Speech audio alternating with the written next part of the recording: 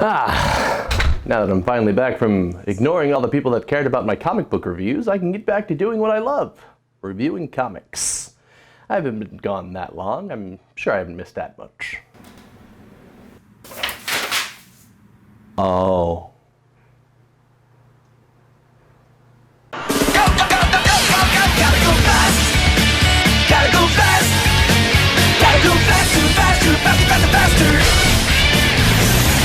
Moving at speed of sound, we can get talk around. Got ourselves a situation, stuck in a new location without any explanation. No time for relaxation. Don't blink, don't think, just go. Greetings, true believers. My God, it has been a long time since we've done one of these. I'm talking 12 months, something like that, since I've done one of these reviews, and in that time I have missed a plethora of comics. I'm talking books from every single creator under the sun. Comics that I've been itching, dying to talk about. I just haven't dedicated the time necessary to an entire review. And that's going to stop right here, right now. This is the birth of a whole new Dan Dashley Discusses, and we're going to start off with a speed review of all the books that I think are key that I've missed over these last 12 months. Obviously, this is not going to be every single book that I haven't covered. There just wouldn't be time. But at the same time, I'm not going to dedicate my first 30, 40 episodes of this new chapter in my YouTube series just to all those old books. No one wants to hear about books that have been out for 12 months already. But I think there are some key books that you guys definitely need and deserve to hear about. Find out if they're worth your time, worth your effort, worth your energy, most importantly, worth your money. That's why you come to my channel, to see if you should buy it, borrow it, skip it, do whatever it is each book deserves. And that's what we're going to do here today, just on a much snappier pace. I'm going to give myself 2-3 minutes for each book here on this list, and I'm going to tell you if it's worth your time. And so without further delay, let's just get right into the review. So the first book that I definitely think deserves discussed is Tom King's Vision. Now, this is a book that debuted way back in 2015 that I didn't review because I wasn't reading it, honestly. I wasn't sure what Tom King was going to be like as an author. At this point, I am so mad at myself that I was such a late adopter. This book is definitely the best one on Marvel's shelves, no question about it. Tom King brings to the table a story about Vision, who you might know as that robot in Civil War. But if you read the comics, you know that Vision is a synthoid who's kind of the combination of Wonder Man's brain and a fully synthetic kind of artificial human body. All you need to really know is that Vision isn't quite human, but he desperately wants to be. And that's really what this book is about. Vision creates a family for himself. He gets that American dream of a house, wife, 2 kids, picket fence, the whole nine. And he's struggling to sort of maintain it all. He's acting as the Avengers liaison and is really struggling to make a living for his family, to keep them in the house that they are in, but also making sure his family, fully composed of synthetic robots like himself, manages to fit in a challenge that Vision hasn't quite mastered himself. So you can obviously tell what this is like, what this is going to be like for his family. And it really all goes to pieces immediately. Kids have issues in school, people get murdered and killed, and Vision has to hide it and try and cope with it, and it's all going to come to a head where he might honestly have some issues with the Avengers. But the main story at its core is about these individuals, Vision's family. It's a book that teeters on slice of life at some point. You know, there's a beautiful scene where Vision and his daughter are praying to God for certain things to happen, and in the hands of a lesser writer than Tom King, that would have come off clunky, and they might have even made a joke about it. But honestly, Tom King creates this scene where since they're artificial life forms, they don't believe in a God, they pray that God exists, then pray to that God. It's such a beautiful moment that really gets at the core of what the Visions are all about. They want to be human, but they just can't be. At the core level, they cannot be human. And this is all coupled together with Gabriel Hernandez being on art, punching every single character right into the page. It looks so beautiful and vivid. Every single page is a work of art that deserves to be up on a wall in a museum. And the colors, absolutely spectacular as well. This is what makes this book special. It is not just another, oh, let's look at a robot character who isn't quite human but wants to be story. It is one with exceptional subtlety and little character nuances that make you really feel bad for Vision and his family that they're not human. But at the same time, it's coupled with amazing art and intrigue over all these tiny little plot pieces, watching Vision's family slowly unravel is something that kind of fills you with this odd sense of distress and disarray, but you can't turn away. It's like watching a bad soap opera, but with better writing, or watching a train wreck. It's a beautiful book. Everyone should have it on their shelves. If you just want to wait another month or 2 or 3 for Marvel to release that trade, definitely worth your money. If you have all the floppies, keep buying it. Keep supporting this book. Marvel, you desperately messed up when you lost Tom King to DC. He's exclusive over there now. Once he wraps up, you guys are, honestly, I feel bad because you're going to feel the pain as Tom King continues to crank out great book after great book after great book. And you're going to be kicking yourself for losing him. Whatever you guys did, see if you can make it up to him. See if he can come back, because I think Tom King's the name to watch, and Vision is a book to buy. And moving on to a book that I was much more disappointed with, The Mighty Zodiac. I was actually pretty excited when I saw the solicit. I love martial arts comics, I love martial arts movies, and this looked to be yet another fun one, and this one looked to be all ages. I'm always a fan of more all ages books. But unfortunately, The Mighty Zodiac is a comic that wants to be Kung Fu Panda and nothing else. It aspires to be nothing else than a Kung Fu Panda ripoff. And you know what? I can understand why a writer and artist would want to do that. Kung Fu Panda was amazing, and it made so much money, but a book has to be more than just you're trying to recreate a popular formula. I know that seems like a crazy idea, but it's the truth. And unfortunately, The Mighty Zodiac follows those old school Hong Kong theater movies cliches beat for beat without bringing anything new to the table. You know, I love those old Hong Kong theater movies, but I would expect a modern comic book to maybe poke fun at those cliches or try to do something new and interesting with them. But this comic just doesn't. It applies those cliches and adds a nice, lovely skin of the 12 animals from the Chinese Zodiac are the main characters. Isn't that interesting, kids? And as an added twist, the bunnies are the bad guys, because that's unexpected. And that's about as far as it goes. That's honestly, I assume that's what the writer and artist sat down and said, we have enough comic here, but they really don't. They have the outline, the skeleton of what could be an interesting comic, but they just didn't add any meat of a good plot or a good dialogue to it. And as uninspired as the writing is, the art is equally uninspired. Everything looks flat and boring. And you know what? I have no problem with your comic book looking extra cartoony, but I would hope that you would want to make it look like a cartoon that people would want to watch, not one that'll end up on Disney XD's 2 a.m. slot. It's all around a pretty uninspired comic book. And you know what? Maybe if you have kids that you really wanted to get into comics and they loved Kung Fu Panda, you can hand them Mighty Zodiac and they'll love it. And then maybe you can graduate them onto Infinite Kung Fu or the Immortal Iron Fist or something better. But other than that, there's little to no value in this comic. Honestly, you guys dropped the ball. Completely skip this book. So moving on to one of the more unorthodox books on this list, that is the Unbelievable Gwenpool. Now, this is the latest in Marvel's trend of sort of taking Gwen Stacy and tacking her on to a previously existing hero, and then poof, it's a new book. I really don't understand Marvel's logic in doing this originally, because before Marvel started to push her, no one would have said Gwen Stacy was their favorite comic book character, and certainly not their favorite female comic book character at that.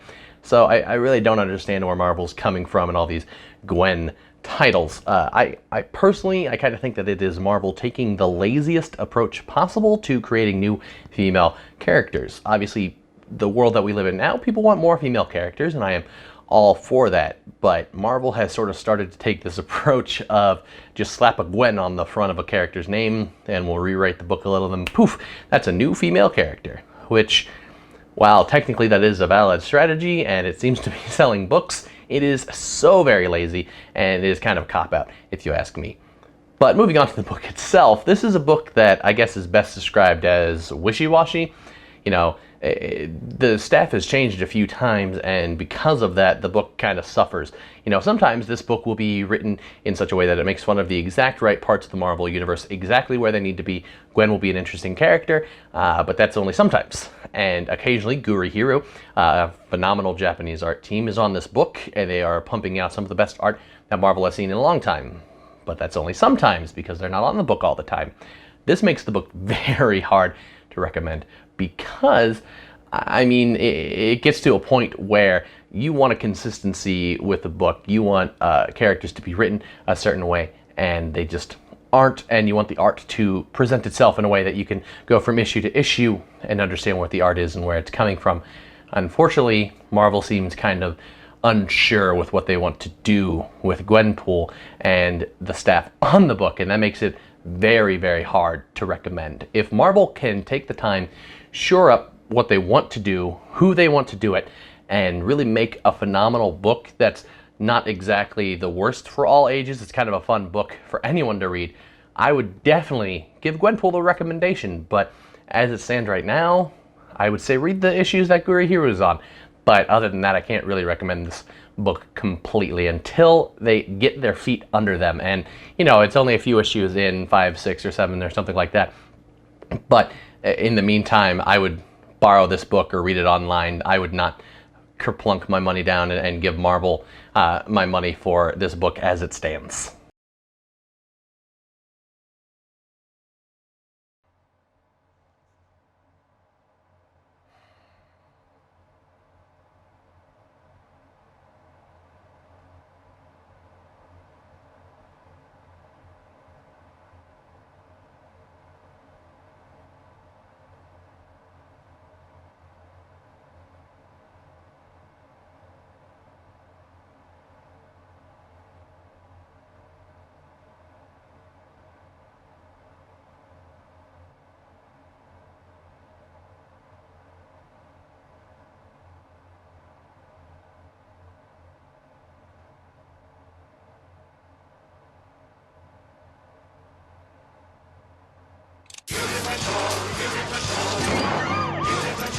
But things aren't all bad in DC. In fact, DC is having a bit of a killer year in 2016, and definitely at the forefront of that is their new Young Animal imprint. Kind of, you know, bringing alt comics back to DC, and I think that the flagship of that sort of offshoot is definitely Doom Patrol, the second issue of which just came out. This is a book written by Gerard Way, who has always had this kind of talent, and here's some other books that he wrote. He's always had this talent of making amazing team books about sort of misfit superhero characters, you know, characters that are weird or not quite right. They don't fit into society. Gerard Way has always had a talent with books like that, and that's been what Doom Patrol has been ever since it first came out back in, what, the 50s or 60s. And so Gerard Way is a very competent pick for this book, and Nick Darrington is his counterpart on art, who makes this book incredibly vibrant to look at, manages to blend some of the old school aesthetics of, like, you know, Negative Man and Robot Man into a book that would be fitting for the modern age. And that's really what I think this Doom Patrol title is all about, bringing an older book, which, you know, hasn't been touched in quite a while, and bring it to the forefront.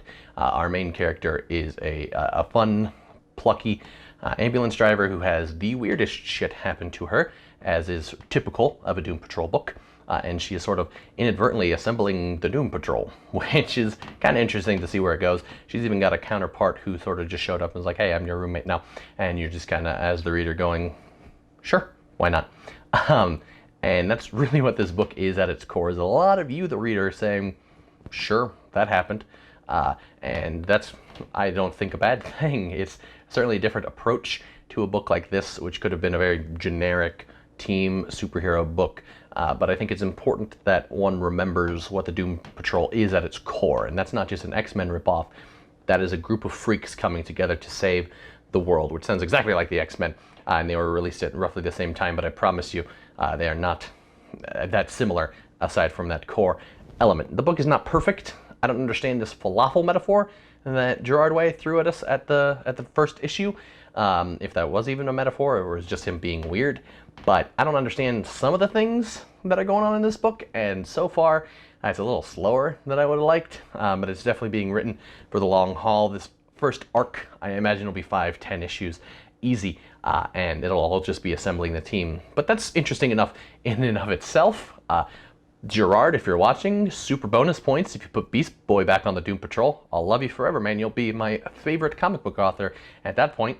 But I'm not holding my breath for that. Nick Darrington, keep doing what you're doing. You're making some fabulous shapes, you know, and with you two combined, I definitely think Doom Patrol can be DC's best book on shelves. It's already up there. Give it some time to get its feet under it, This is a definite buy. I think that this is a book no one can afford to miss if you like anything even remotely related to alt comics. And yet another amazing book going on at DC right now is The Flintstones. Part of this weird Hanna-Barbera thing that they're doing. I think Warner Brothers suddenly realized, hey, we've got all these really famous cartoons that we just own. Hey, DC aspect of us, do you want to make a bunch of comics? And the execs at DC were like, sure. And so from that came 100 Hanna-Barbera comics, which seems a bit excessive. And when you look at some of them, you're like, what is even happening in this? But the thing is, all the ones I read have been pretty good. And the Flintstones definitely takes the cake. This is your modern Stone Age family pushed forward to the year 2016. And I don't mean literally, it still happens prehistorically in Bedrock. But they deal with the issues that we're dealing with in 2016. Things from consumerism to, post-traumatic stress to the idea of an alien invasion. And all of this is happening in a very short amount of time, and every single issue seems to be tackling another thing. It's almost got an episodic but overarching feel to it. And that's definitely, I think, the right feel for a Flintstones comic. I mean, you don't want it to be too dissimilar from the old animated sitcom that our parents grew up with, that I'm sure a lot of us grew up with watching and hawking vitamins at us, because if you get too far away from that, then you're sort of abandoning what it's all about. But this Flintstones, despite being much more modern, really captures that core tenet of a modern Stone Age family. They kind of repainted it with a glossy new coat of paint, but at its core, this is a book with some very interesting points to make, both about our modern society and kind of about the whole sitcom aspect of the Flintstones from when it was made. It's not afraid to take full swipes at the Flintstones as a franchise, making fun of the vitamin thing, obviously making fun of how silly it is that all of their appliances are animals. It's a great blend of the new with the old, and I think that that's what this Hanna-Barbera sort of experiment that DC is trying to do is all about. And in that aspect, the Flintstones is certainly worth a read. I would say this is shaping up to be one of DC's best books on shelves in a long, long while. And so I definitely recommend it to anyone out there who's even a fan of the Flintstones, has heard of it. Maybe you bought the vitamins when you were a kid. If you have anything to do with the Flintstones, or you just love the idea of sort of cavemen dealing with a lot of modern issues, all accompanied with some very beautiful, beautiful art, I might add. A bit more detailed than I think a Flintstones comic necessarily needs. But, I'm not going to fault an artist for putting extra work into their comic when they could have copped out and made it very cartoony. They decided not to, and I applaud both of the creators on this book, and I hope to see a lot more. I know this Hanna-Barbera imprint of DC isn't selling the best. I hope this kind of changes that. All these books are amazing, guys. Definitely go check those out. And it's terror time again. And moving right along with the DC Love Fest that is this video, that I'm 100% sure the internet will give me a load of shit for. Come at me. Is Scooby Apocalypse. Now, this is yet another comic in the long list of Hanna-Barbera imprint kind of comics that DC is doing, but featuring probably the most well-known Hanna-Barbera creation, Scooby-Doo. And Scooby-Doo is a personal favorite cartoon of mine. I love all the movies, most of the shows. Actually, all right, some of the movies, some of the shows. Let's be real here. A lot of crap in Scooby-Doo land. But this is yet another Scooby-Doo product, and it's very fitting, obviously, to talk about it here as we are right in time for Halloween. Scooby Apocalypse is a very kind of dark and, well, it's a dark and almost gritty kind of Scooby-Doo in which there are zombies, actual monsters, kind of roaming the world. And it was all caused by Velma and the company that she works for. And Daphne, Freddy, Velma, Shaggy, and Scooby have to set out in the Mystery Machine, find a cure, and actually kill, in some very gruesome ways, some monsters along with the ride. Now, this is all beautifully plotted out by Keith Giffen, who is one of my personal favorite writers in comics, period. He did amazing work with Lobo, and that gives him a forever pass in my book. The man knows how to plot a comic. He does not write the dialogue for this, but he does all the sort of overarching things. And I will applaud the creators of this book for not taking the easy route with Scooby-Doo. Scooby-Doo has a lot of very easy jokes to make. Rubber mask monsters. Oh, they're all kids. They're smoking pot. Oh, look at this. All these silly situations that they get into with dry ice and a projectionist. And those are all so easy that every single pop culture lampooning outlet has done them, but not Scooby Apocalypse. And I think that's because this Hanna-Barbera imprint of DC kind of has a lot of respect for the source material. And I think Scooby-Doo is certainly one of the works on that list that deserves the most respect. You know, people will often say, oh, Scooby-Doo isn't particularly original. There was Jabberjaw, there was Speed Buggy, but Scooby-Doo was really the start of all that. And the characters of Scooby-Doo are some of the more developed characters in all these sort of teens solve mystery genres. And this book really does a good job of fleshing not only them out, but also Scooby and the world that they live in. You know, Shaggy isn't just a stoner. He's a well-respected dog trainer, and he loves dogs. Velma is a well-respected scientist who was just trying to help the world. Daphne is a down-on-her-luck journalist, and Freddy is her cameraman who is in love with her. These are seemingly very basic, but they managed to flesh them out over the course of this sort of road trippy, let's kill all these monsters style book, which is a rather hard task because you have the entire job of cramming as much monster, violence, action, mystery, intrigue into this book as possible, that sometimes the characters might fall by the wayside. While I'm not enamored with the fact that Scrappy is back and as a villain, we get it. Everyone hates Scrappy-Doo. I hate Scrappy-Doo. You hate Scrappy-Doo. Can we stop with the, oh, Scrappy's secretly a villain nonsense? It gets a little silly. But overall, this book is very, very well written. The art is, I would say, passable. The monsters are more interesting than the human beings. Some of the gang looks kind of silly. Velma's like 2 feet tall. Shaggy's got the most ridiculous goatee in history. And it's really kind of, it gets a little awkward at times. But again, monster design, absolutely fabulous. They're not afraid to really show the nitty-gritty of what happens when you blow up monsters and whatnot. Overall, Scooby-Doo is yet another positive addition to DC's shelves right now. It's not a shock that DC is cornering the market. They're shoving out Marvel, they're shoving out Image, they're creating all these different books, and everyone's loving it. People are actually buying these books, and I applaud DC for taking these risks, and hey, it's paying off. Check out Scooby Apocalypse. It's an amazing book. I wouldn't trade wait. I mean, you could. I don't know how great the trade's going to be. I really like this book in sort of weekly intervals. It's almost like following up on a cartoon show. Stop. Have a time.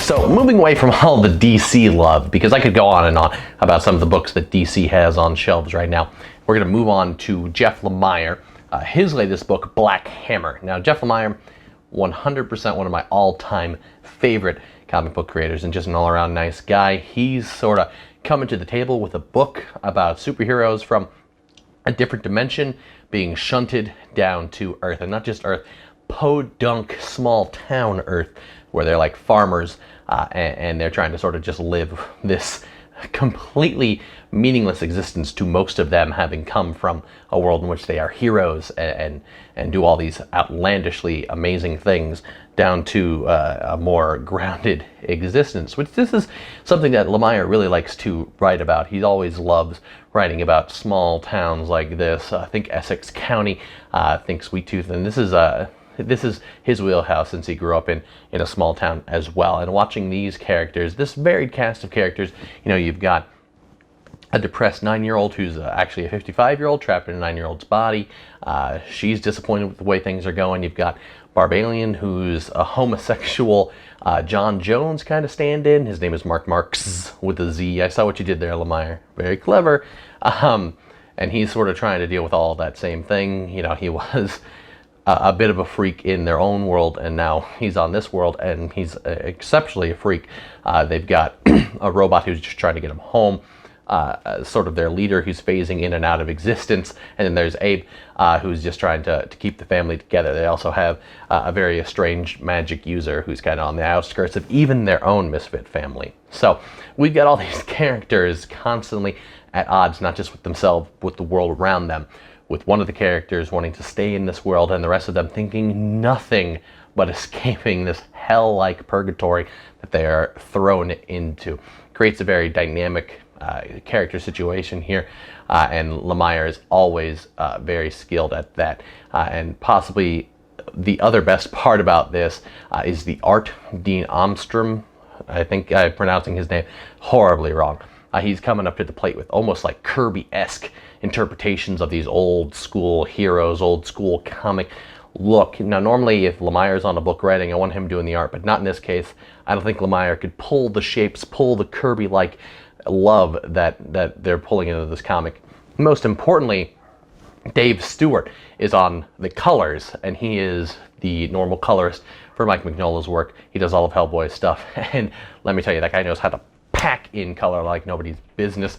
The only person anywhere near his level in this business is Laura Allred, and honestly, I love that Dave's on this book because we get to see him do some stuff that we haven't seen him do in a long time. He's throwing pinks and greens out in this book. Those aren't things that he usually got to do on Hellboy, so I love all those aspects. This is a book that has a lot of great parts coming together, and it really shines, it shows through.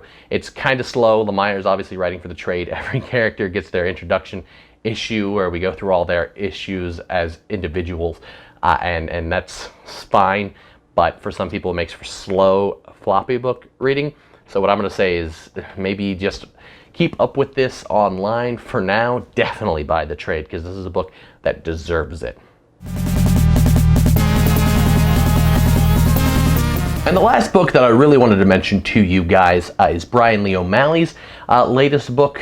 He's doing that with artist Leslie Hung, who is really the unsung hero of this book, Snot Girl. This follows Lottie Pearson, who is a fashion blogger slash worst person in the world, sort of in her egotistical world of dealing with her allergies and ex-boyfriends and people trying to steal her life and her look, and it all kind of spirals down rather quickly when she meets a new friend. It's it's kind of an interesting mix of a character study of a very awful human being, and mix that with some intrigue and mystery from a murder mystery, which might sound like kind of an odd juxtaposition of traits there, but believe me, O'Malley knows how to write characters that are bad people. He's been doing it for years and years and years, and this is just that condensed down.